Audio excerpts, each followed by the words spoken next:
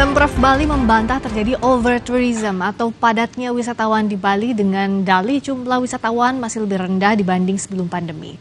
Sementara itu, pakar pertanian Universitas Udayana menyoroti penggunaan air tanah berlebih di Bali, termasuk persoalan tutupan lahan hijau yang masih minim.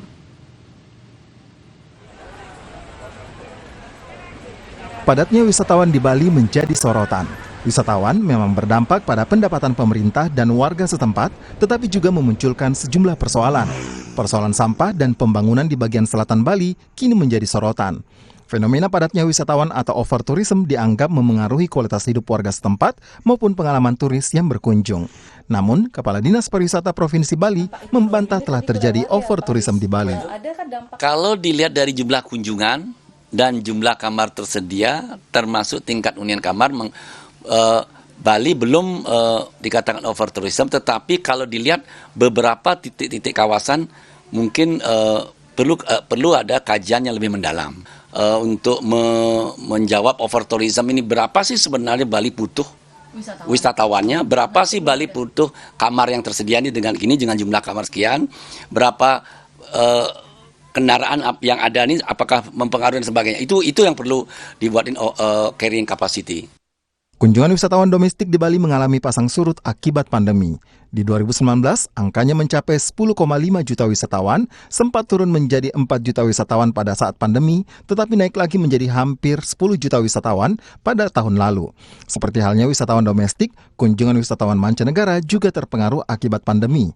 6,2 juta wisatawan pada 2019 merosot drastis pada 2021 dan naik menjadi 5,2 juta wisatawan pada 2023. Angka kunjungan wisatawan baik domestik dan mancanegara pada 2023 jumlahnya hampir setara dengan wisatawan pada 2019 sebelum pandemi.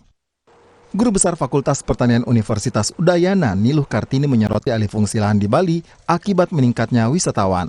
Kartini menyebut persoalan air sudah dirasakan sejak 2011 selain persoalan tutupan lahan hijau di Bali. Kartini menyebut penggunaan air tanah berlebih saat ini menjadi potensi masalah serius di Bali. Karena Bali itu kan kecil, jadi pariwisata itu kan harus daya dukungnya kan air.